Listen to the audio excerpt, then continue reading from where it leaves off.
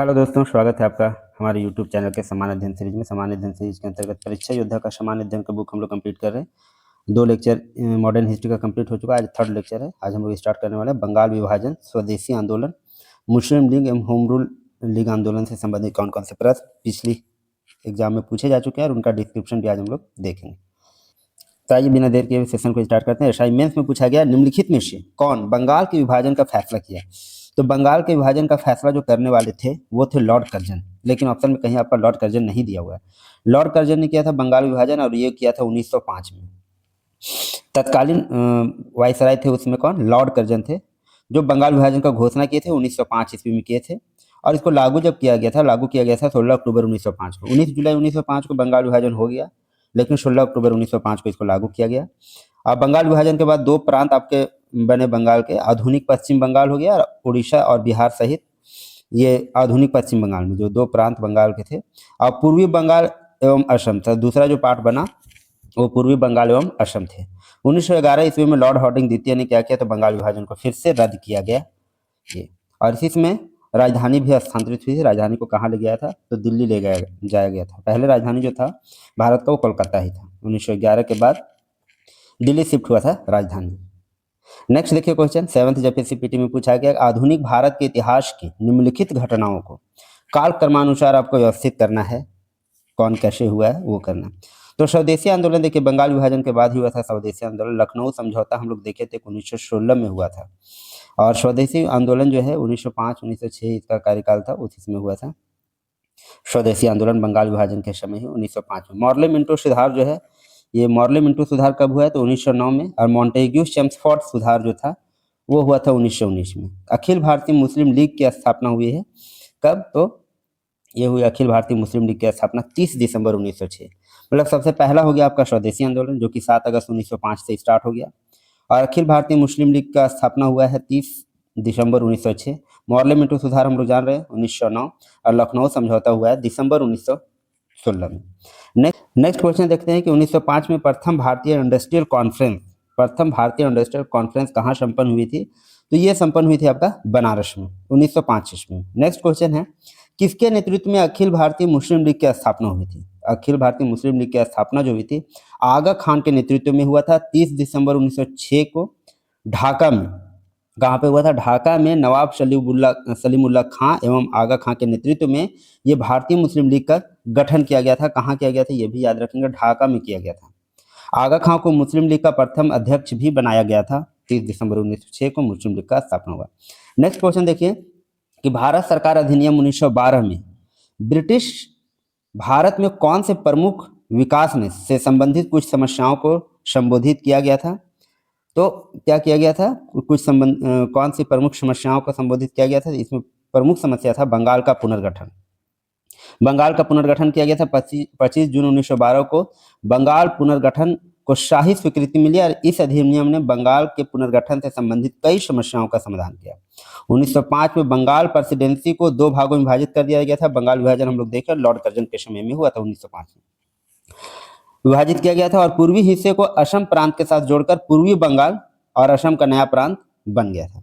तो ये क्या था, बंगाल का पुनर्गठन हुआ 1912 में। नेक्स्ट क्वेश्चन देखिए जेपीएससी एम आया है कि भारत में होम रूल आंदोलन किसने चलाया। होम रूल आंदोलन कौन चलाए थे, तो होम रूल आंदोलन चलाने वाले 2 लोग थे, एक थे एनी बेसेंट और दूसरे थे बाल गंगाधर तिलक, जिन्होंने होम रूल आंदोलन चलाया। 2 प्रमुख नेता थे। बाल गंगाधर तिलक ने स्वशासन प्राप्ति हेतु 28 अप्रैल 1916 को बेलगांव में होम रूल लीग की स्थापना किया था।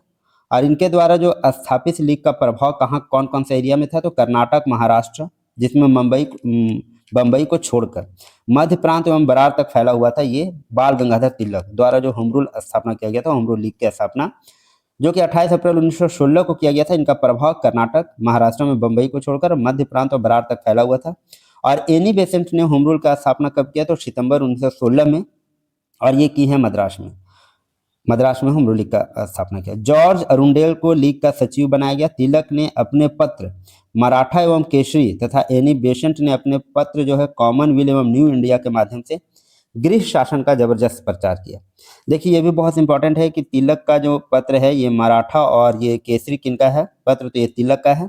और कॉमनवेल्थ किनका है, तो एनी बेसेंट का, और न्यू इंडिया भी एनी बेसेंट का, ये भी आप याद रखेंगे। नेक्स्ट क्वेश्चन देखिए, स्वराज मेरा जन्मसिद्ध अधिकार है, यह कथन किसका है? स्वराज मेरा जन्मसिद्ध अधिकार है और मैं उसे लेकर रहूंगा, ये कथन है आपके बाल गंगाधर तिलक का। बाल गंगाधर तिलक का ये कथन है। नेक्स्ट क्वेश्चन है, एसआईपीटी में पूछा गया, आजादी के भारतीय संघर्ष के लिए किसने इस नारे में स्वराज मेरा जन्मसिद्ध अधिकार है और मुझे यह पाना होगा, ये फिर से क्वेश्चन पूछा गया, रिपीट हुआ क्वेश्चन, तो बाल गंगाधर तिलक का है ये।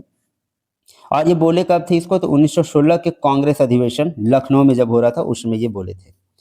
और दो पत्र अभी हम लोग देखें, मराठा और केसरी का भी संपादन किन्होंने किया? बाल गंगाधर तिलक, याद रखेंगे। नेक्स्ट क्वेश्चन है, भारतीय स्वतंत्रता आंदोलन कार्यकर्ता जो 1907 में थियोसॉफिकल सोसाइटी के अध्यक्ष बने, उनका नाम आपको बताना है। तो थियोसॉफिकल सोसाइटी के अध्यक्ष बने थे कौन? Annie Besant. कौन बने थे 1907 में? एनी बेसेंट बने थे थियोसॉफिकल सोसाइटी के अध्यक्ष। थियोसॉफिकल सोसाइटी जो है एक अंतर्राष्ट्रीय आध्यात्मिक संस्था थी और 17 नवंबर 1875 को न्यूयॉर्क में इसका स्थापना हुआ था। मैडम बेल्वेस्की और कर्नल अल्काट ने थियोसॉफिकल सोसाइटी का स्थापना किया था। कहाँ पे? तो न्यूयॉर्क में। 1907 में जो है एनी बेसेंट को इनका अध्यक्षता बनाया गया था। और एनी बेसेंट का जो हम लोग समाचार पत्र देखे, ये क्या था? पत्रिका था इनका कॉमनवेल्थ न्यू इंडिया, ये भी आप याद रखेंगे। 1907 में इनको थियोसॉफिकल सोसाइटी का अध्यक्ष बनाया गया था और इनका स्थापना जो हुआ है 17 नवंबर 1875 न्यूयॉर्क में हुआ है। नेक्स्ट हम लोग देखने वाले हैं, क्रांतिकारी व राष्ट्रवाद का प्रथम चरण से संबंधित कौन कौन से प्रश्न हैं। एसआईपीटी में पूछा है कि भारत की स्वतंत्रता के लिए लड़ने के लिए वीर सावरकर द्वारा स्थापित संगठन का नाम बताना है। तो वीर सावरकर के द्वारा जो स्थापित संगठन था उसका नाम था अभिनव भारत। क्या नाम था? अभिनव भारत, जिसकी स्थापना कब हुई है? तो 1904 में अभिनव भारत का स्थापना वीर सावरकर के द्वारा किया गया। इनका प्रारंभिक नाम जो था, इसका प्रारंभिक नाम वो मित्र मेला था। ये जिसकी स्थापना कब हुई थी मित्र मेला की? तो 1899 में हुई थी मित्र मेला की स्थापना। 1857 की क्रांति को वीर सावरकर ने ही क्या माना? तो प्रथम स्वतंत्रता आंदोलन माना है। ये भी प्रश्न बार बार पूछे जाते हैं। प्रथम स्वतंत्रता आंदोलन कौन माना था? तो वीर सावरकर 1857 की क्रांति को। नासिक जिले के कलेक्टर जैक्सन की हत्या के लिए नासिक षड्यंत्र कांड के तहत 7 अप्रैल 1911 को काला पानी की सजा पर वीर सावरकर को कहाँ भेज दिया गया? सेलुलर जेल, जो कि अंडमान निकोबार में स्थित है। वहां पे उनको नासिक षड्यंत्र केस के कारण भेज दिया गया था 7 अप्रैल 1911 को। तो अभिनव भारत संस्था की स्थापना की। फर्स्ट जेपीएससी में पूछा है कि वरिंद्र कुमार घोष के क्रियाकलापों में एक गुप्त क्रांतिकारी संगठन को बंगाल में जन्म दिया। तो गुप्त क्रांतिकारी संगठन को बंगाल में जन्म देने वाला जो है जन्म दिया, जिस संगठन का नाम क्या था? तो अनुशीलन समिति नाम था। वरिंद्र कुमार घोष के क्रियाकलापों में एक गुप्त क्रांतिकारी संगठन का गठन हुआ था जिसका नाम था अनुशीलन समिति। इसको स्थापना कौन किया था? तो इसका स्थापना किए थे वरिंद्र घोष और भूपेंद्र दत्त ने 1907 ईस्वी में कोलकाता में किए थे इसका स्थापना अनुशीलन समिति का, जिसका उद्देश्य रखा गया था खून के बदले खून। ये अनुशीलन समिति का उद्देश्य था। इसकी स्थापना में प्रमथनाथ मित्र, जतीन्द्रनाथ बनर्जी, सतीश चंद्र बोस का प्रमुख योगदान था। इस संगठन की स्थापना का प्रमुख कारण 1905 के बंगाल विभाजन में युवाओं को आंदोलित कर दिया था। एम एन राय के सुझाव पर इसका नाम क्या रखा गया था? तो अनुशीलन समिति नाम रखा गया था। नेक्स्ट देखिए, फिफ्थ जेपीएससी में पूछा है कि मुजफ्फरपुर बम कांड का संबंध इनमें से किसके साथ है? तो मुजफ्फरपुर बम कांड का संबंध जो है प्रफुल्ल चाकी के साथ है। प्रफुल्ल चाकी एवं खुदीराम बोस द्वारा, प्रफुल्ल चाकी और खुदीराम बोस के द्वारा मुजफ्फरपुर के प्रेसिडेंसी मजिस्ट्रेट डीएच किंग्सफोर्ड को मारने के लिए किया गया था ये मुजफ्फरपुर बम कांड, जो कि हुआ था कब? 1908 ईस्वी में। इन्होंने डीएच किंग्सफोर्ड के एक वाहन पर बम फेंका, लेकिन वह हमले से बच गया और दुर्भाग्य से 2 ब्रिटिश महिलाओं की मौत हो गई थी। ये मुजफ्फरपुर बम कांड जो कि 1908 में होता उसके तहत। इस घटना के बाद प्रफुल्ल चाकी को गिरफ्तार किया जाने वाला था, तब आत्महत्या कर ली थी। प्रफुल्ल चाकी ने क्या किया? आत्महत्या कर लिया। खुदीराम बोस सबसे कम उम्र के भारतीय थे जिन्हें अंग्रेजों द्वारा इस कांड के लिए फांसी दिया गया था। सबसे कम उम्र के भारतीय थे खुदीराम बोस, और प्रफुल्ल चाकी ने आत्महत्या कर ली थी। नेक्स्ट देखिए, जेपीएससी यही में पूछा है कि 1913 में लाला हरदयाल ने गदर पार्टी की स्थापना की थी, लेकिन कहाँ पे की थी? गदर पार्टी की स्थापना ठीक है की थी 1913 में, लेकिन ये हुआ था स्थापना कहाँ? तो सैन फ्रांसिस्को अमेरिका में इसका स्थापना हुआ था गदर पार्टी का, जो किया था कौन? लाला हरदयाल ने 1913 में। इस संगठन ने युगांतर प्रेस की स्थापना कर 1 नवंबर 1913 से गदर नामक एक साप्ताहिक पत्र का भी संपादन किया था। यह समाचार पत्र जो हिंदी, गुरुमुखी, उर्दू एवं गुजराती भाषा में निकाला जाता था। गदर समाचार पत्र में छपने वाली कविताओं को दर गुंज शीर्षक से प्रकाशित किया गया था। और इस दल के अन्य नेता आपके थे रामचंद्र बरकतुल्ला, रास बिहारी बोस, राजा महेंद्र प्रताप, अब्दुल रहमान एवं मैडम भिकाजी कामा जो है इनके सदस्य थे, अन्य सदस्य थे। किसके? तो गदर पार्टी के। और गदर पार्टी का जो है गदर नामक एक समाचार पत्र भी निकाला गया था 4 भाषाओं में, हिंदी, गुरुमुखी, उर्दू एवं गुजराती भाषाओं में। और जो शीर्षक था वो दर गुंज शीर्षक से प्रकाशित होती थी। नेक्स्ट जो हम लोग का टॉपिक है वो है गांधी युग से संबंधित। गांधी युग से संबंधित हम लोग प्रश्न देखने वाले हैं, जो कि 1915 से 1948 के बीच में। असिस्टेंट पब्लिक प्रोसिक्यूटर ने पूछा है कि महात्मा गांधी भारत लौटकर आए थे, तो भारत लौटकर कब आए? तो जनवरी 1915। कब? कितना जनवरी? तो 9 जनवरी। इसी दिन हम लोग प्रवासी दिवस मनाते हैं, भारतीय प्रवासी दिवस मनाते हैं हम लोग 9 जनवरी को। यही महात्मा गांधी आए थे। तो 9 जनवरी 1915 ईस्वी को गोपाल कृष्ण गोखले के अनुरोध पर दक्षिण अफ्रीका से लौटे थे और उनको रिक्वेस्ट किया गया था गोपाल कृष्ण गोखले के द्वारा। इसी कारण 9 जनवरी को प्रत्येक वर्ष हम लोग क्या भारतीय प्रवासी दिवस मनाते हैं। भारत लौटने के बाद गांधी जी ने विभिन्न स्थानों पर सत्याग्रह आंदोलन किया था।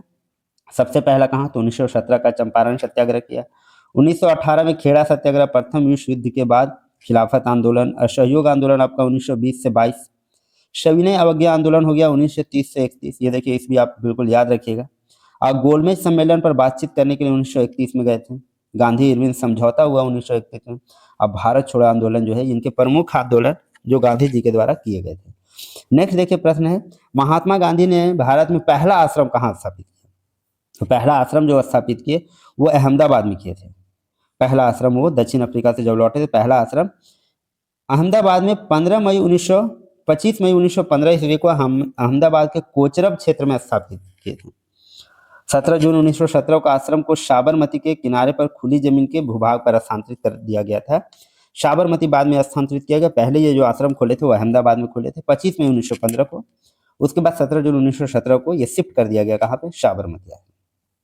नेक्स्ट है जेपीएससी मेंस में पूछा है कि गांधी जी को उनके प्रथम श्रेणी के डब्बे से बाहर फेंक दिया गया था जब वह अपनी प्रथम यात्रा में डरबन से किस स्थान जा रहे थे? तो वो डरबन से जा रहे थे कहाँ? देखिए ये प्रश्न पूछा गया कि डरबन से वो कहाँ जा रहे थे जब उनको फर्स्ट क्लास के जो बॉगी से बाहर फेंक दिया गया था। तो वो जा रहे थे प्रिटोरिया, डरबन से प्रिटोरिया जा रहे थे।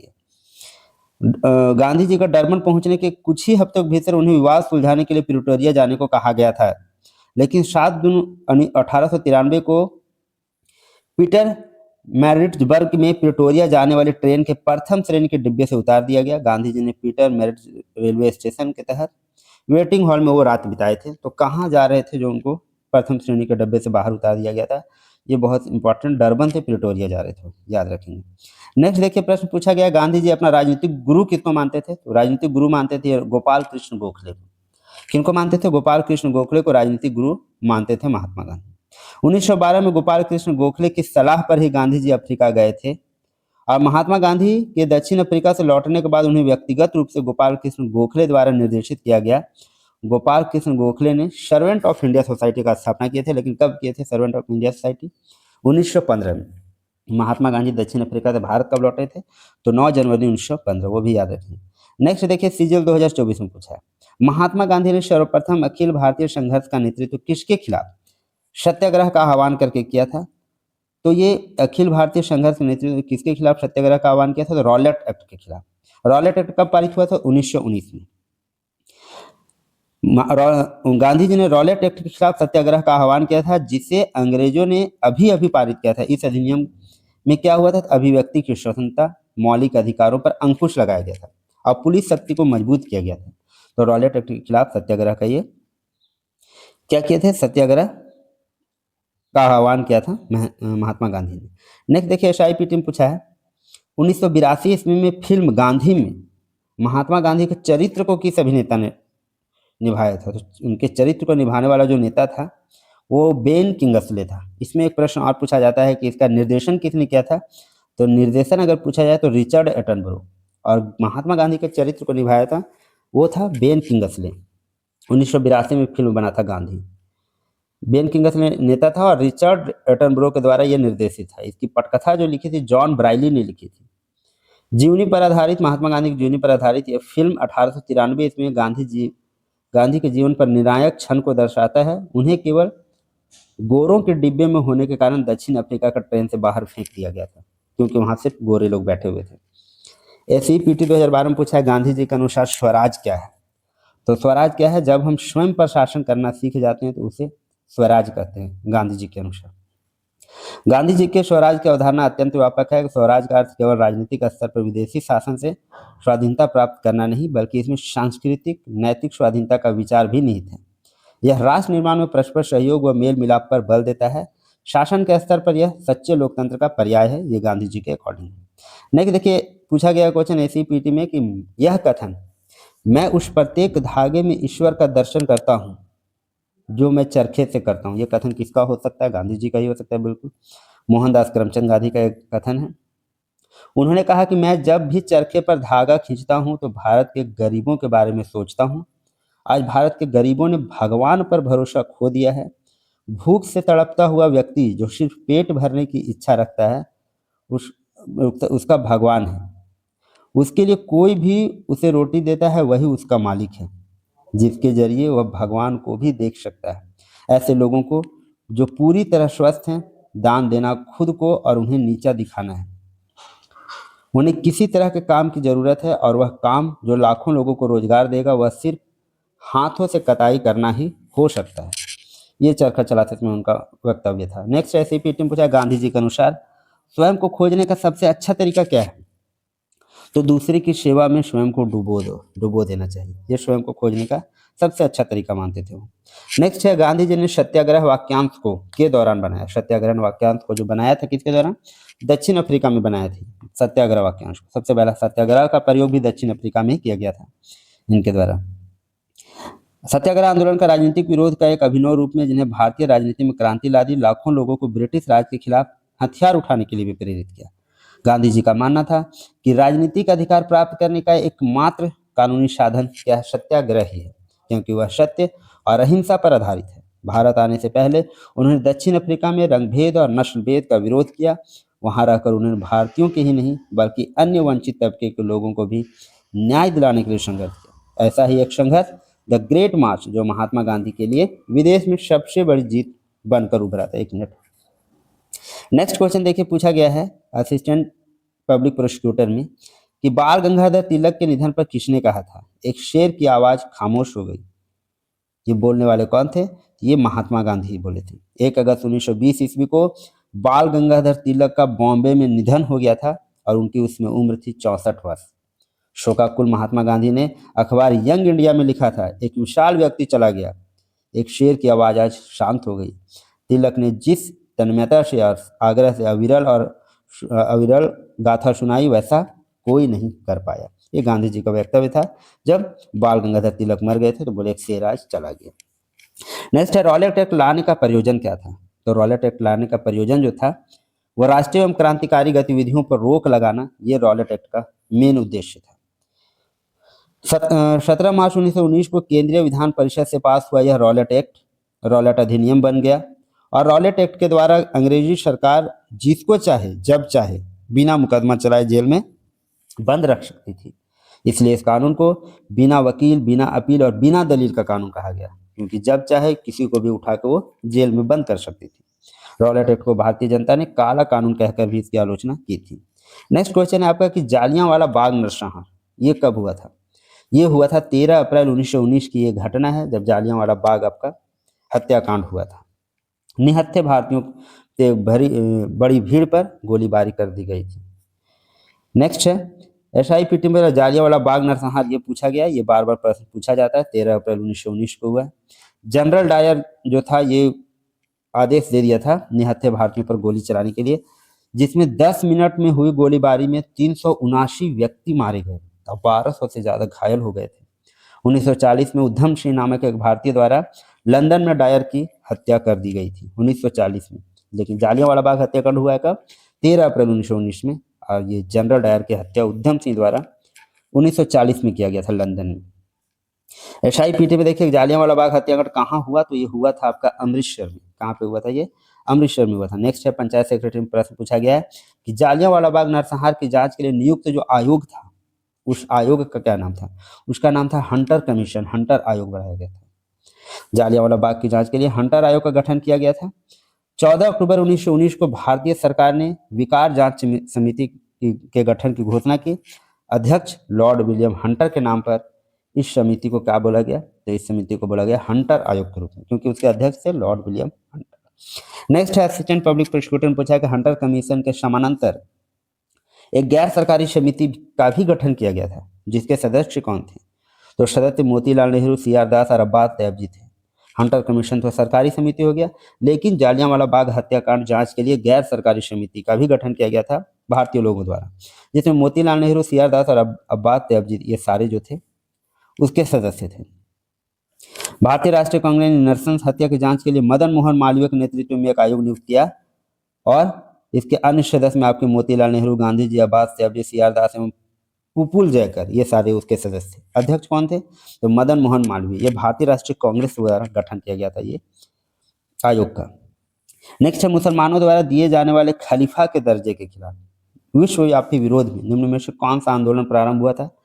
तो खलीफा के विश्वव्यापी विरोध में जो आंदोलन हुआ था उसको हम लोग बोलते हैं खिलाफत आंदोलन, जो हुआ था 1919 में, और ये हुआ था शुरुआत आपका लखनऊ से, जिससे भारत कभी उबर नहीं सका। खिलाफत का उद्देश्य तुर्की में जो खलीफा का पद का पुनः स्थापना का समर्थन देना था। ऐसे में मोहनदास करमचंद गांधी को लगा कि खिलाफत को समर्थन देना मुस्लिमों को उनके साथ असहयोग आंदोलन में जोड़ देगा, इसके कारण उन्होंने खिलाफत आंदोलन में सहयोग दिया था। नेक्स्ट देखिए असाइनमेंट में पूछा खिलाफत आंदोलन किसने शुरू किया? ये शुरू किया कौन? महात्मा गांधी द्वारा शुरू किया गया था खिलाफत आंदोलन। मुंबई में खिलाफत समिति का गठन हुआ। मोहम्मद अली और शौकत अली बंधुओं के साथ साथ अनेक मुस्लिम नेताओं ने इस मुद्दे पर संयुक्त जन कार्रवाई की संभावना तलाशने के लिए महात्मा गांधी के साथ चर्चा शुरू कर दी। सितंबर 1920 में कांग्रेस के कलकत्ता अधिवेशन में महात्मा गांधी ने भाग लिया और खिलाफत का उद्देश्य तुर्की में खलीफा पद की पुनः स्थापना को समर्थन देना था।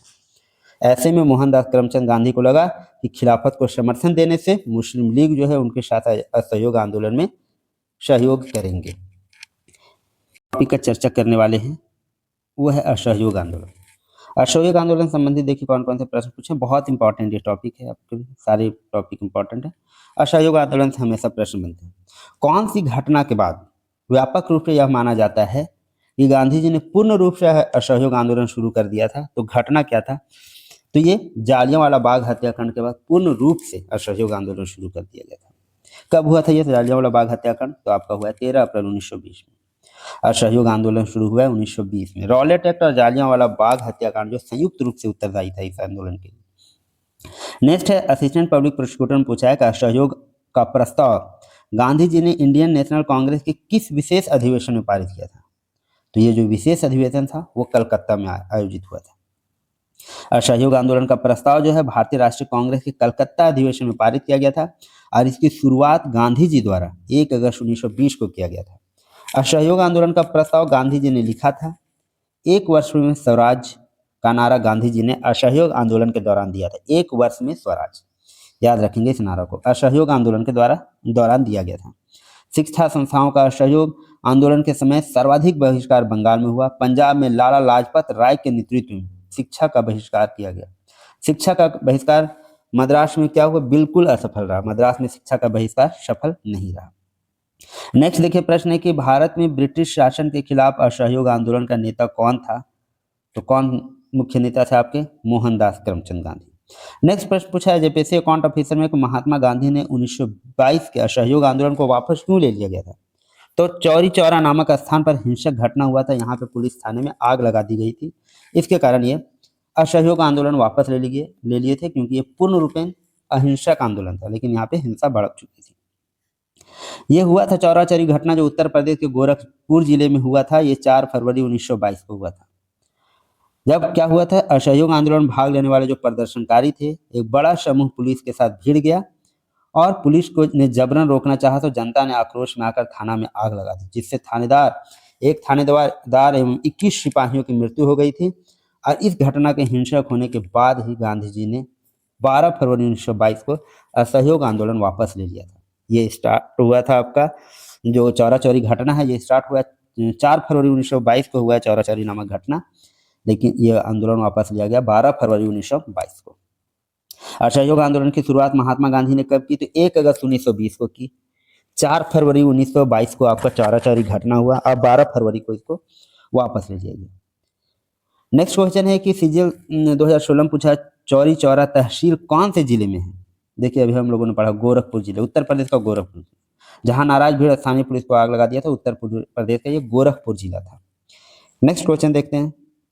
SIPT में पूछा है कि ब्रिटिश सरकार ने महात्मा गांधी को दिया शीर्षक जो उन्होंने असहयोग आंदोलन के दौरान आत्मसमर्पण कर दिया था।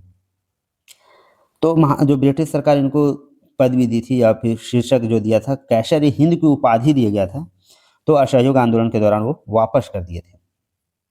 ब्रिटिश सरकार द्वारा महात्मा गांधी को दक्षिण अफ्रीका में बेयार युद्ध हुआ था 1899 से 1902 में किए गए कार्यों के लिए लॉर्ड हार्डिंग ने इन्हें दिया था कैसर हिंद की उपाधि। ये भी आप याद रखेंगे, दक्षिण अफ्रीका में उनको ये उपाधि मिला।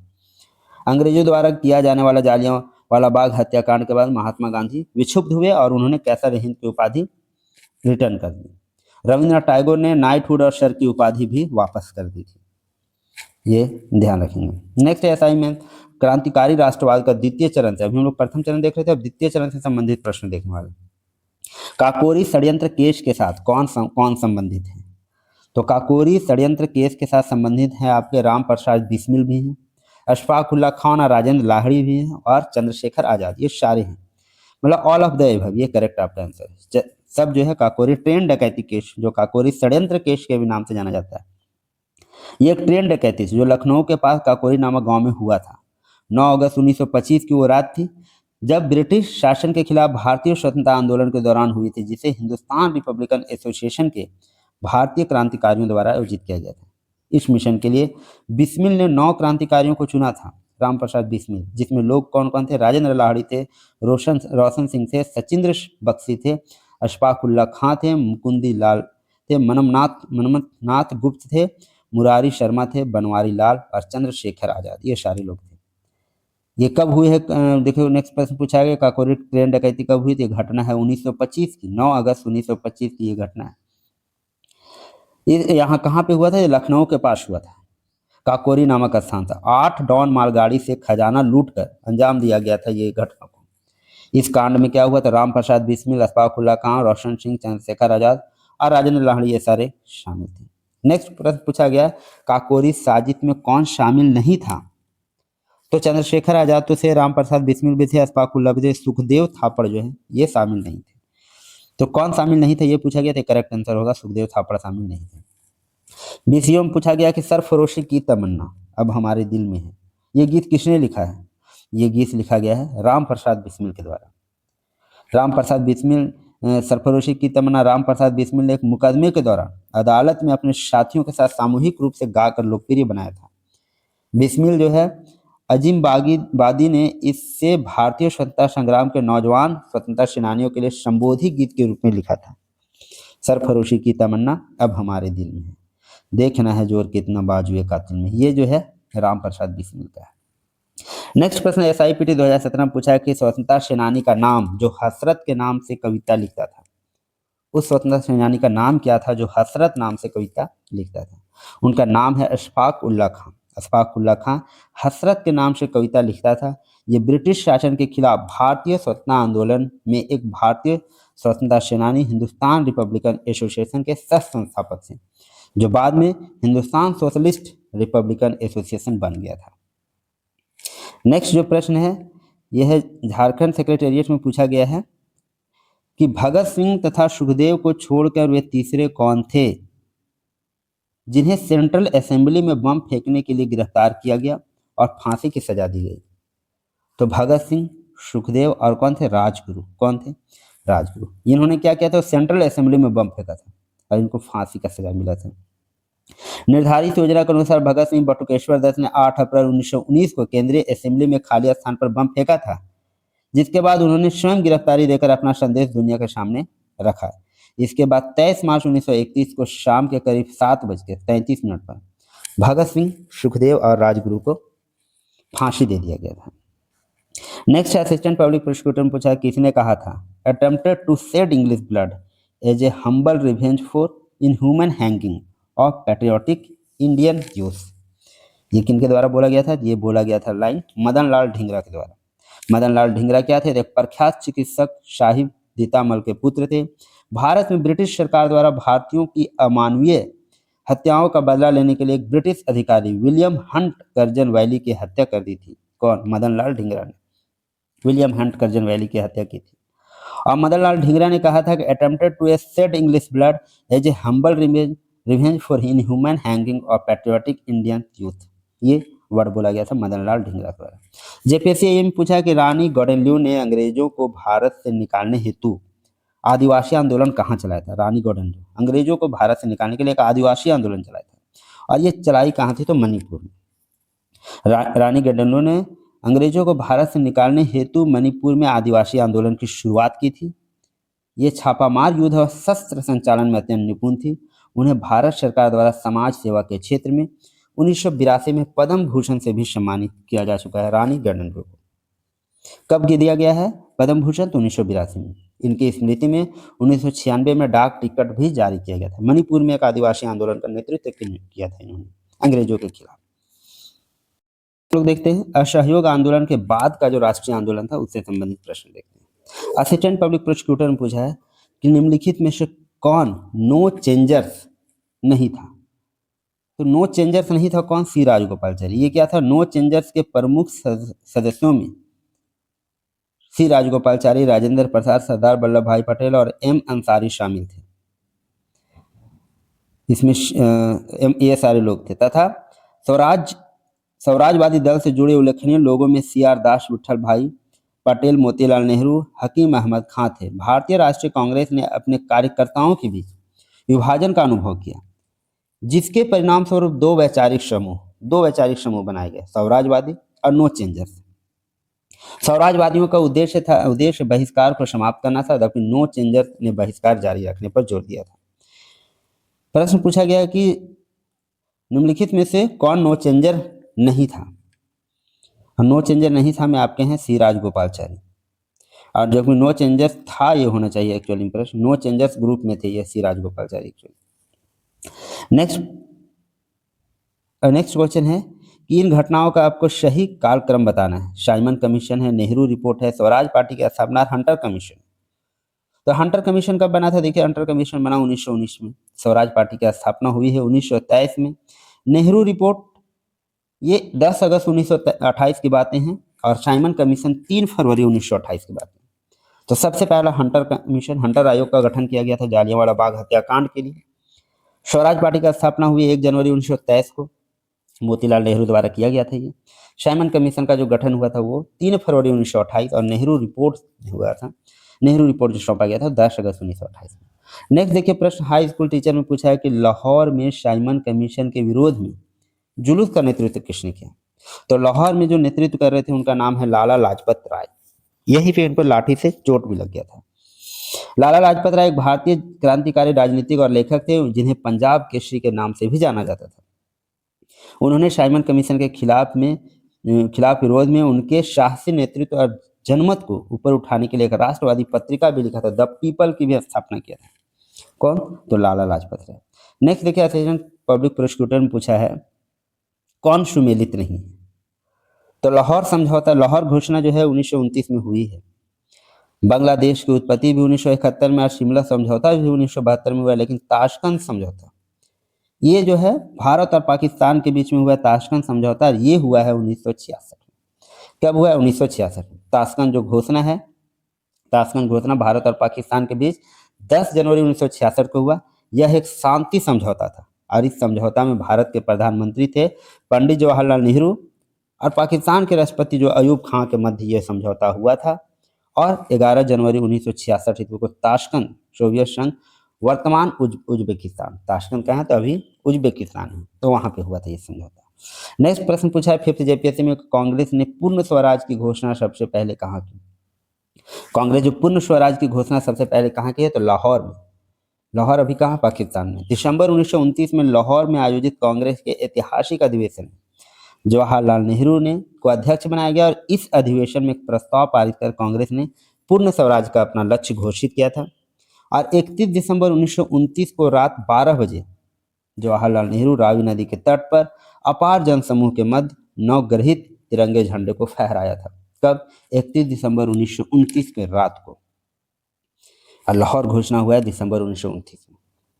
अधिवेशन में 26 जनवरी 1930 को प्रथम स्वाधीनता दिवस के रूप में मनाने का निश्चय भी किया गया, 26 जनवरी 1930 को, जिसके कारण प्रत्येक वर्ष 26 जनवरी को स्वतंत्रता दिवस, पूर्ण स्वराज दिवस मनाया जाता है।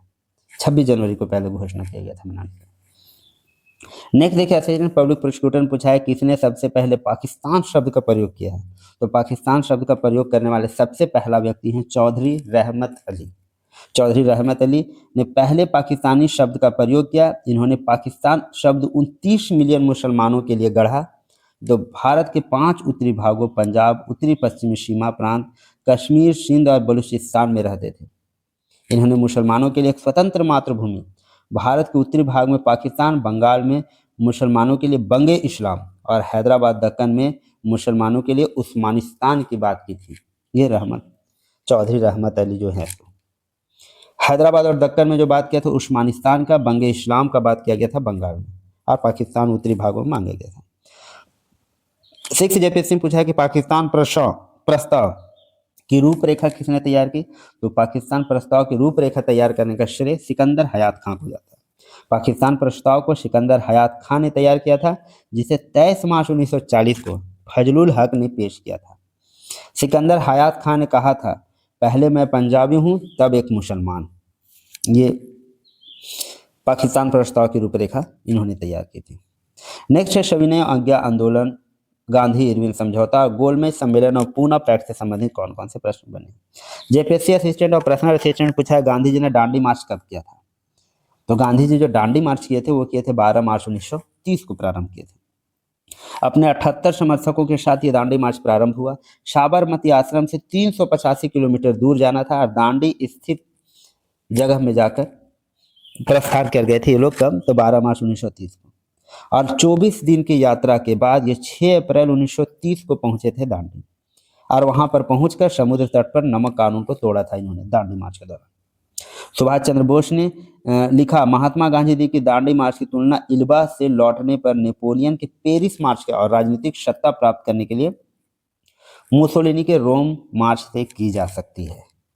तो दांडी मार्च प्रारंभ हुआ आपका 12 मार्च 1930 को। 78 समर्थक के साथ गए, 385 किलोमीटर दूर जाना था, दांडी नामक स्थान पहुंचना था, जो कि उन्होंने 24 दिन के यात्रा के बाद वो 6 अप्रैल 1930 को पहुंचे और वहां पे नमक कानून बनाकर नमक कानून को तोड़ा था। थर्ड जेपीएससी में पूछा है गांधी जी ने दांडी समुद्र तट पर नमक कानून का उल्लंघन किया था, तो ये कब किया। तो 6 अप्रैल को पहुंचे थे 1930 को। नेक्स्ट एसआई मेंस में पूछा है दांडी मार्च कहाँ से शुरू हुआ था।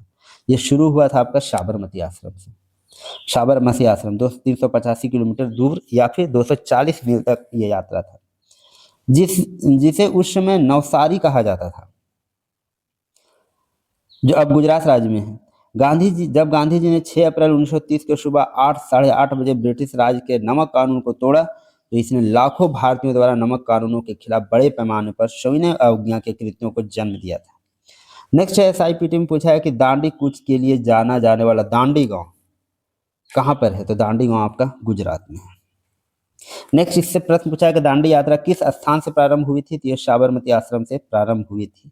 नेक्स्ट प्रश्न है कि 12 मार्च 1930 को गांधी जी ने दांडी मार्च कहाँ से शुरू किया। देखिए बहुत बार प्रश्न रिपीट हुआ है, साबरमती आश्रम, इंपॉर्टेंट भी है। दांडी मार्च कहाँ से शुरू हुआ, फिर से पूछा तो साबरमती आश्रम। नेक्स्ट रेवेन्यू स्टाफ में पूछा है महात्मा गांधी ने 1930 ईस्वी में इनके विरुद्ध दांडी यात्रा आयोजित की थी। फिर नमक पर कर लगाया गया था, उसके खिलाफ ये दांडी यात्रा प्रारंभ हुआ था। 24 दिवसीय थी, 12 मार्च से 6 अप्रैल 1930 तक चला है। नेक्स्ट प्रश्न पूछा गया सीजल 2024 में निम्नलिखित में से किसने अप्रैल 1930 में नमक कानून तोड़ने के लिए मालाबार तट पर मार्च का आयोजन किया। तो मालाबार तट पर गए थे वो थे के किलप्पन। क्या नाम था, के किलप्पन। अप्रैल 1930 में नमक कानून तोड़ने के लिए मालाबार तट पर मार्च का आयोजन किया गया था के किलप्पन के द्वारा। एसईपीटी में पूछा है गांधी जी द्वारा लॉन्च किया गया दांडी यात्रा का प्रारंभ स्थल और समाप्त स्थल पूछा है। तो साबरमती प्रारंभ स्थल और लास्ट आपका दांडी। तो अहमदाबाद, यह है अहमदाबाद से दांडी, साबरमती आश्रम से वो दांडी गए थे। 78 अनुयायी थे, यह भी याद रखेंगे। हाई स्कूल टीचर ने पूछा कि इनमें से कौन सा आंदोलन दांडी मार्च से शुरू हुआ। तो वह आंदोलन का नाम है आपका सविनय अवज्ञा आंदोलन। भारत में सविनय अवज्ञा आंदोलन जो है मार्च 1930 में ऐतिहासिक दांडी मार्च से शुरू हुआ था। नमक सत्याग्रह के रूप में भी इसको जानते हैं। यह गांधी जी का ब्रिटिश नमक कर के खिलाफ प्रत्यक्ष कार्रवाई अभियान था, जिसे शोषणकारी और दमनकारी मानते थे नमक पर कर लगाना था। 6 जेपीएससी में पूछा है कि निम्नलिखित में से किसने गांधी जी के नमक आंदोलन में भाग लिया था। तो नमक आंदोलन में भाग लेने वाले आपके सरोजिनी नायडू, राजकुमारी अमृता कौर, कमला देवी चट्टोपाध्याय, ये सारे जो है नमक आंदोलन में भाग लिए थे। सरोजिनी नायडू एक भारतीय राजनीतिक कार्यकर्ता और कवि थी। ये भारतीय राष्ट्रीय कांग्रेस के अध्यक्ष बनने वाली और किसी राज्य की राज्यपाल नियुक्त होने वाली भी पहली भारतीय महिला थी आपकी सरोजिनी नायडू। जबकि राजकुमारी अमृता कौर स्वतंत्र भारत की पहली महिला थी जो स्वास्थ्य मंत्री के रूप में मंत्रिमंडल में शामिल हुई थी, राजकुमारी अमृता कौर। और कमला देवी चट्टोपाध्याय जो है एक स्वतंत्रता सेनानी, समाज सुधारक थी और स्वतंत्रता के बाद भारत में भारतीय हस्तशिल्प, हथकरघा और रंगमंच के पुनर्जागरण के पीछे प्रेरक थी आपके कमला देवी चट्टोपाध्याय, जो कि नमक आंदोलन में गांधी जी के साथ थे। नेक्स्ट क्वेश्चन है कि गांधी इरविन समझौते पर हस्ताक्षर कब हुआ है। तो गांधी इरविन समझौते पर जो हस्ताक्षर हुआ है वो 5 मार्च 1931 को हुआ। गांधी इरविन पैक्ट बोलते हैं इसको। पीजीटी 2018 में पूछा कि लंदन में प्रथम गोलमेज सम्मेलन कब हुआ था। तो प्रथम जो गोलमेज सम्मेलन है आपका 12 नवंबर 1930 से 13 जनवरी 1931 तक चला था। प्रथम राउंड टेबल समिट या प्रथम गोलमेज सम्मेलन बोलते हैं।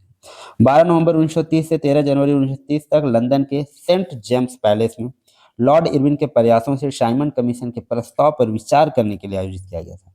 यह ऐसी पहली वार्ता थी जिसमें ब्रिटिश शासकों द्वारा भारतीयों को बराबर का दर्जा दिया गया।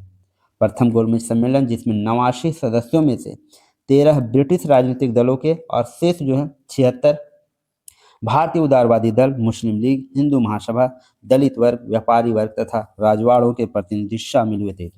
इस आंदोलन का उद्घाटन जो है ब्रिटेन के सम्राट जॉर्ज पंचम ने किया था और इसकी अध्यक्षता की बात करें तो उसमें प्रधानमंत्री रैमजे मैकडोनाल्ड ने इसकी अध्यक्षता की थी प्रथम गोलमेज सम्मेलन।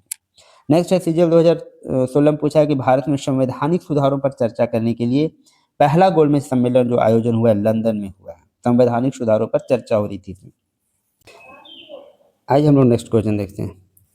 प्रश्न पूछा कि जेपीसी अकाउंट ऑफिसर में निम्न में से किस ब्रिटिश प्रधानमंत्री ने कुख्यात सांप्रदायिक पुरस्कार प्रस्तावित किया जिसके द्वारा विभिन्न संप्रदायों में भारतीय व्यवस्थापक में पृथक प्रतिनिधित्व की व्यवस्था हुई। तो ये जो प्रधानमंत्री थे ब्रिटिश प्रधानमंत्री, उनका नाम है रैमजे मैकडोनाल्ड। ब्रिटेन के प्रधानमंत्री रैमजे मैकडोनाल्ड ने 16 अगस्त 1932 को फूट डालो और राज करो की ब्रिटिश नीति को आगे बढ़ाने के लिए सांप्रदायिक पंचाट की घोषणा की थी। इस पंचाट के द्वारा मुस्लिमों के साथ साथ अल्पसंख्यक और दलित वर्गों के लिए अलग निर्वाचन मंडल और आरक्षित सीटों की व्यवस्था की गई। गांधी जी ने इस व्यवस्था का विरोध किया जिस कारण से 24 सितंबर 1932 को गांधी जी और डॉक्टर अंबेडकर के मध्य पूना समझौता हुआ था। पूना पैक्ट या पूना समझौता बोलते हैं, जो कि गांधी जी और अंबेडकर जी के बीच हुआ है 24 सितंबर 1932 को।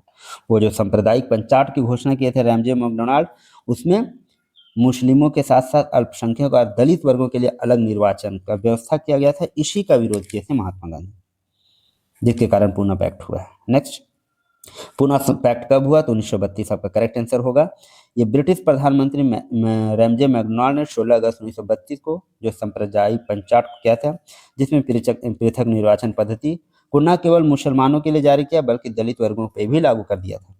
दलित वर्ग पृथक निर्वाचन मंडल की सुविधा दिए जाने के विरोध में, दलित वर्ग को जो पृथक निर्वाचन मंडल मिला था इसके विरोध में महात्मा गांधी ने यरवदा जेल में ही 20 सितंबर 1932 को आमरण अनशन शुरू कर दिया था।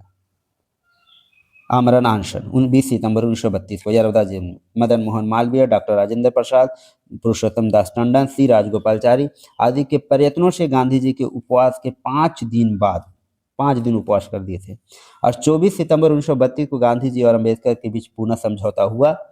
पूना पैक्ट के अनुसार दलितों के लिए पृथक निर्वाचन व्यवस्था समाप्त कर दी गई।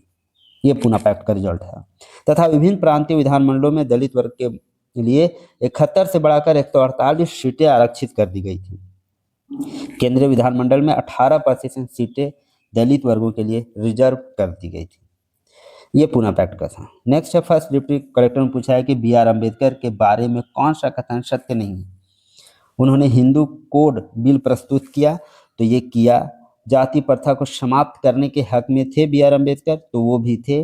दलितों को एकत्र किया, ये भी किए। उन्होंने पूना पैक्ट का समर्थन नहीं किया, ये गलत है। पूना पैक्ट का समर्थन उन्होंने किया था। नेक्स्ट फिफ्थ जब से पूछा है कि महात्मा गांधी एवं उनके विचारों से प्रभावित होने वाले प्रथम आदिवासी नेता। तो महात्मा गांधी उनके विचारों से प्रभावित होने वाले प्रथम आदिवासी नेता जो थे वो जोडा नांग थे। कौन थे? जोडा नांग। महात्मा गांधी और उनके विचारों से प्रभावित होने वाले प्रथम आदिवासी नेता थे जोडा नांग। ये मणिपुर के एक राजनीतिक और आध्यात्मिक नेता थे जो रोंगमेई नागा समुदाय से थे। इन्होंने रानी गाडेनलिऊ सहित अपने विश्वास पात्र अनुयायियों की सहायता से सामाजिक एवं धार्मिक सुधार कार्य प्रारंभ किया एवं महात्मा गांधी की प्रेरणा से स्वतंत्रता आंदोलन में शामिल हुए। इन्होंने नागाओं के पारंपरिक धर्म और समाज को बचाने के लिए ईसाई धर्म के बढ़ते प्रभाव के खिलाफ हेराका आंदोलन शुरू किया था। ये हेराका आंदोलन, इनका नाम था जोडा नांग, जो कि महात्मा गांधी के विचारों से प्रभावित होने वाले प्रथम आदिवासी नेता। नेक्स्ट जो हम लोग टॉपिक देखने वाले हैं भारत छोड़ो आंदोलन, स्वतंत्रता एवं विभाजन। अब हम लोग देख रहे हैं इसमें हाई स्कूल टीचर ने पूछा है कि द्वितीय विश्व युद्ध कब शुरू हुआ। तो ये शुरू कब हुआ? 1939 और चला 1945 तक। प्रथम विश्व युद्ध 1914 से 18 और दूसरा 1939 में शुरू हुआ, 1945 तक चला। 1 सितंबर 1939 को यह शुरू हुआ था। जब क्या हुआ था? जर्मनी ने पोलैंड पर आक्रमण किया। ग्रेट ब्रिटेन और फ्रांस ने 3 सितंबर को जर्मनी पर युद्ध की घोषणा करके जवाब दिया। यूएसएसआर और जर्मनी के बीच 22 जून 1941 को ऑपरेशन बारबोसा के साथ शुरू हुआ, जो सोवियत संघ पर जर्मन आक्रमण था। नेक्स्ट देखिए पंचायत सेक्रेटरी ने पूछा कि अक्टूबर 1940 में व्यक्तिगत सत्याग्रह शुरू करने के लिए महात्मा गांधी द्वारा जो चुने गए पहले सत्याग्रही थे उनका नाम है विनोबा भावे। गांधी जी ने 17 अक्टूबर 1940 को पवनार में व्यक्तिगत सत्याग्रह आंदोलन शुरू किया। इस आंदोलन में प्रथम सत्याग्रही जो है विनोबा भावे, दूसरे सत्याग्रही जवाहरलाल नेहरू और तीसरे सत्याग्रही जो थे ब्रह्मदेव थे। आंदोलन को दिल्ली चलो आंदोलन भी कहा जाता है। दिल्ली चलो आंदोलन, व्यक्तिगत सत्याग्रह को। पहले सत्याग्रही का नाम विनोबा भावे, याद रखिएगा, बार बार पूछा जाता है। किसकी असफलता के उपरांत भारत छोड़ो अभियान भारतीय राष्ट्रीय कांग्रेस द्वारा प्रारंभ किया गया? तो भारतीय राष्ट्रीय कांग्रेस द्वारा जो भारत छोड़ो अभियान है किसकी असफलता के उपरांत? तो शिमला क्रिप्स मिशन के असफलता के कारण। भारत छोड़ो आंदोलन कांग्रेस द्वारा 1942 में क्रिप्स मिशन की विफलता के बाद शुरू किया गया।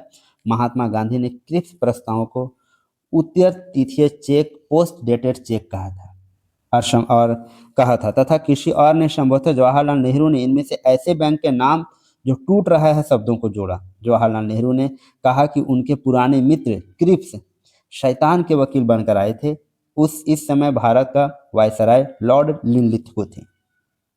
नेक्स्ट है जियोलॉजी से रिक्रूटमेंट पूछा है कि 1942 में क्रिप्स मिशन ने भारत को निम्नलिखित में से क्या प्रदान करने का वादा किया? तो ये प्रदान करने का जो वादा किया था पूर्ण प्रभुसत्ता प्रदान करने का वादा किया गया था। नेक्स्ट जेपीएससी मेंस में पूछा है 1942 में भारत छोड़ो आंदोलन की शुरुआत में भारत के वायसराय आपके थे लॉर्ड लिनलिथगो थे। नेक्स्ट प्रश्न है एसआईपीटी 2017 में पूछा है कि भारत के वायसराय कौन था जब भारत छोड़ो आंदोलन शुरू हुआ? तो ये थे लॉर्ड लिनलिथगो, जो कि भारत छोड़ो आंदोलन की शुरुआत कब हुआ? 9 अगस्त 1942। और उसमें भारत के गवर्नर जनरल या वायसराय बोले तो लॉर्ड लिनलिथगो, जो कि 1936 से 43 तक रहे थे। सिविल जज में पूछा है कि भारत छोड़ो आंदोलन किस वर्ष के बारे में पूछा है? तो 1942। 9 अगस्त को यह विधिवत शुरुआत हुआ था इसका। 7 अगस्त 1942 को बंबई के ऐतिहासिक ग्वालियर टैंक मैदान में अखिल भारतीय कांग्रेस कमेटी की वार्षिक बैठक हुई 7 अगस्त को, जिसकी अध्यक्षता कौन की? अबुल कलाम आजाद ने की। और इस बैठक में वर्धा प्रस्ताव भारत छोड़ो को पुष्टि कर दी गई, जिसे 8 अगस्त 1942 को पास कर दिया गया। भारत छोड़ो आंदोलन की शुरुआत की बात करें तो 9 अगस्त 1942 को, 7 अगस्त को बैठक हुई, 8 अगस्त को पास किया गया और 9 अगस्त से आपका शुरुआत हो गया ये आंदोलन।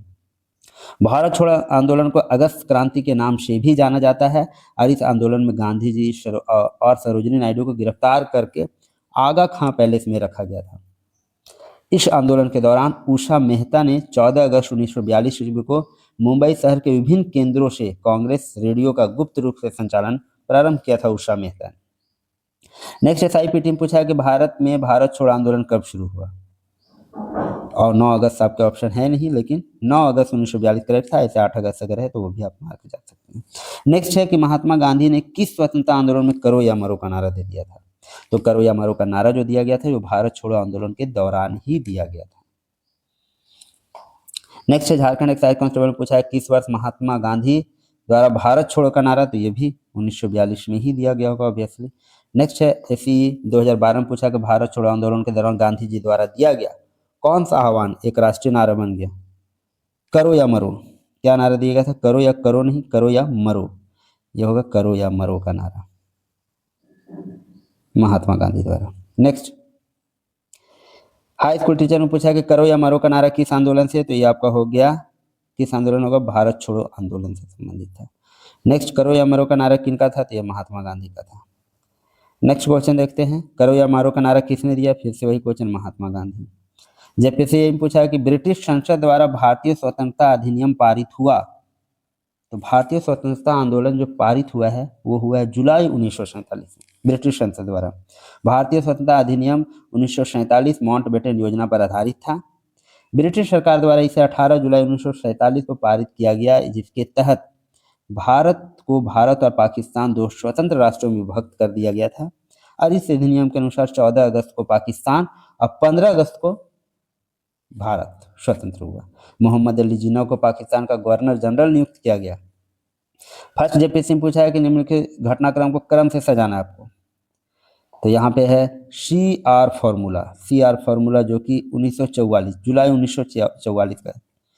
गांधी जिन्ना की बातचीत हुई है सितंबर 1944। बेबल प्लान आया है 25 जून 1945 को, और कैबिनेट मिशन का जो गठन हुआ है वो 24 मार्च 1946 में। सीजन में पूछा है कि भारत की संविधान सभा का गठन किसके तहत किया गया, तो संविधान सभा का गठन जो है कैबिनेट मिशन योजना के तहत किया गया था। 1946 के कैबिनेट मिशन योजना द्वारा बनाई गई योजना के तहत संविधान सभा का गठन किया गया और 6 दिसंबर 1946 को आधिकारिक रूप से संविधान सभा की स्थापना की गई थी।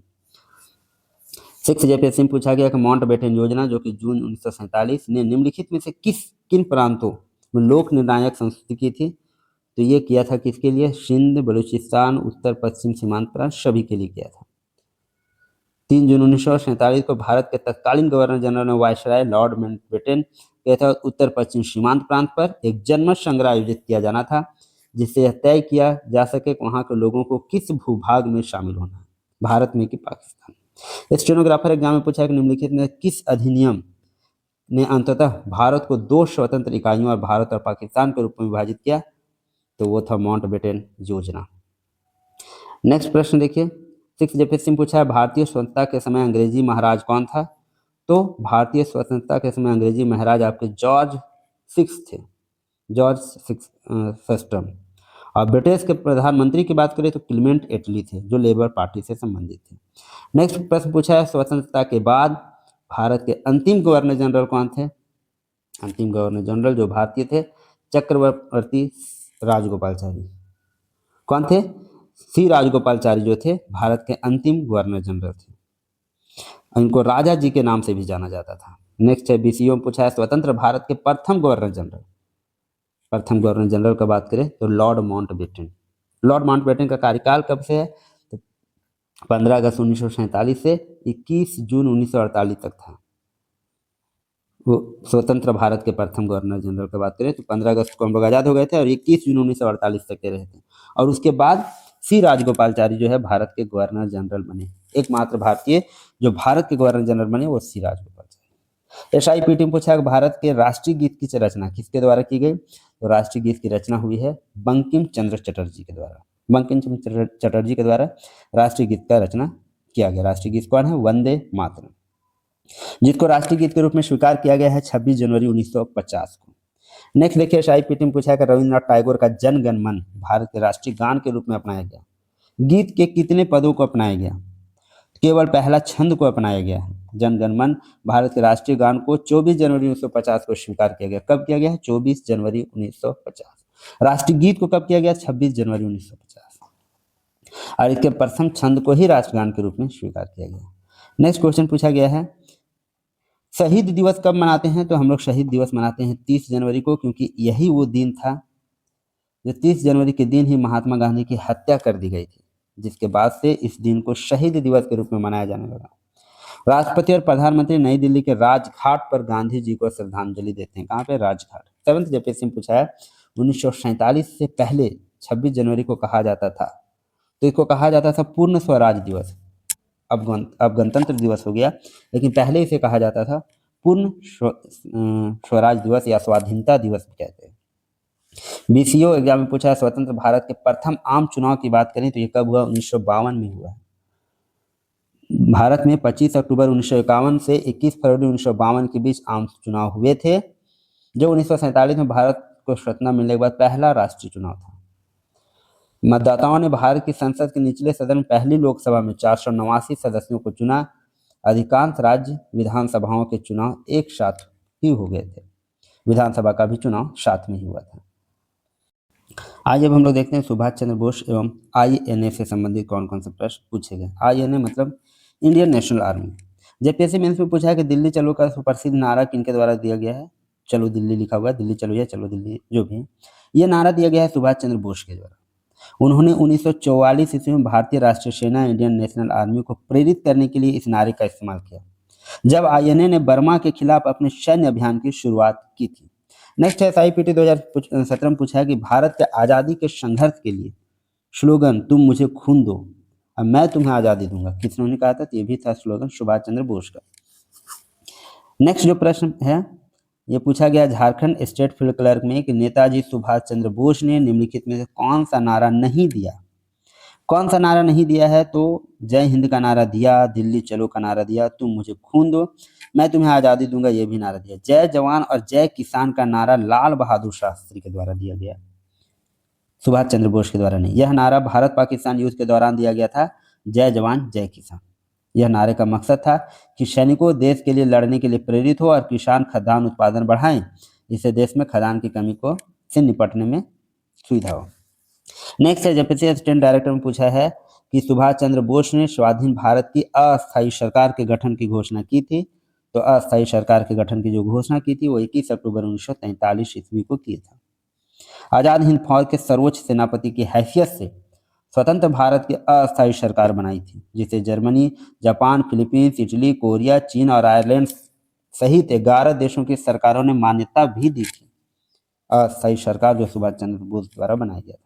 जापान ने अंडमान निकोबार द्वीप समूह इस अस्थायी सरकार को दे दिया।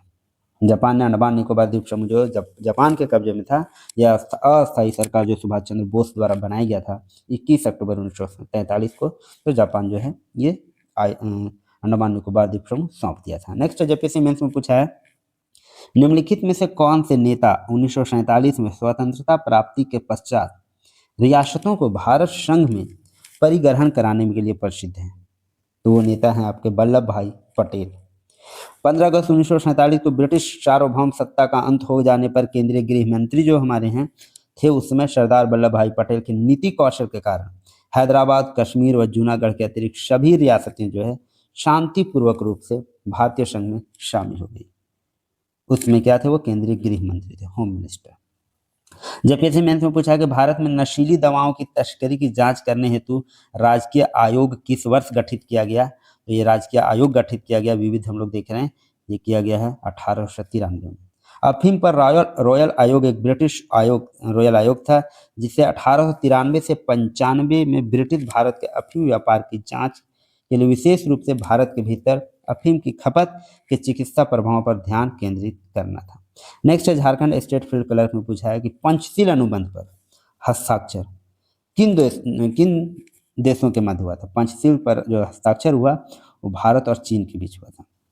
पंचशील समझौता भारत और चीन के तिब्बत क्षेत्र के बीच व्यापार और समागम पर समझौता था। इस समझौते पर तत्कालीन प्रधानमंत्री पंडित जवाहरलाल नेहरू और चीन के प्रथम प्रधानमंत्री चॉन एन लाई के बीच हस्ताक्षर किया गया था। नेक्स्ट है क्वेश्चन जेपीएससी में पूछा कि भारत चीन युद्ध कब हुआ? तो भारत चीन युद्ध आपका 1962 में हुआ। 20 अक्टूबर 1962 को अप्रत्याशित रूप से चीन द्वारा भारत पर आक्रमण किया गया था, जिसे 1962 के भारत चीन युद्ध के नाम से जाना जाता है। चीन द्वारा युद्ध विराम की घोषणा के बाद 21 नवंबर 1962 को युद्ध समाप्त हो गया तथा इस युद्ध का मुख्य कारण जो था 21 अक्टूबर को समाप्त 21 नवंबर को हुआ, 20 अक्टूबर को शुरू, ये लगभग 1 महीना युद्ध चला। इस युद्ध का मुख्य कारण क्या था? तो एक विवादित हिमालयी सीमा, दलाई लामा को 1959 में भारत में शरण देना और भारत द्वारा मैकमोहन रेखा के उत्तर में कई चौकियां स्थापित करना, ये कारण बताए गए थे भारत चीन युद्ध 1962 का। नेक्स्ट प्रश्न पूछा गया है कि भारत में बिजली रेलगाड़ी किस रास्ते, पहली बिजली रेलगाड़ी जो चली है किस रास्ते पर चली है, तो ये चली है आपका बम्बई वीटी से कुर्ला हार्बर के बीच। ये चली कब है, तो 3 फरवरी 1925 को चली है। पहली बिजली रेलगाड़ी की शुरुआत हुई, एशिया की पहली बिजली ट्रेन थी जो बम्बई के वीटी, वर्तमान में उसका नाम है छत्रपति शिवाजी टर्मिनल, और कुर्ला हार्बर के बीच तक का सफर तय किया था। इसे तत्कालीन Bombay governor sir Leslie Wilson द्वारा हरी झंडी दिखाकर रवाना किया गया था। नेक्स्ट जेपीएससी में पूछा है कि ब्रिटिश भारतीय सैनिकों के लिए खाकी वर्दी की शुरुआत किसने की थी, तो ब्रिटिश भारतीय सैनिकों के लिए खाकी वर्दी का शुरुआत करने वाले जो थे वो सर हैरी बर्नेट लम्सडेन थे। खाकी वर्दी की शुरुआत 1848 ईस्वी में किया गया था। नेक्स्ट प्रश्न है, एसआईपीटी में पूछा है कि निम्नलिखित में से किसने सबसे पहले हिंदुस्तान का नक्शा पेश किया। बहुत इंपॉर्टेंट प्रश्न है। हिंदुस्तान का सबसे पहला नक्शा पेश करने वाले जो शख्स हैं वह है जेम्स रेनल। क्या नाम है इनका, James Rennell. James Rennell United kingdom के महान भूगोलवेत्ता थे जिन्होंने सबसे पहले हिंदुस्तान का नक्शा तैयार किया। तो ये हम लोगों का हिस्ट्री का सेशन था। हम लोग सामान्य अध्ययन के बुक से देख रहे थे। आज हम लोग का मॉडर्न इतिहास कंप्लीट हो गया है। आप अपनी तैयारी बिल्कुल जोर शोर से करते रहें। अगर आपको ये वीडियो पसंद आ रही है, जानकारी का लाइक लग रही है, तो चैनल को लाइक, सब्सक्राइब और दोस्तों तक जरूर शेयर करें। धन्यवाद।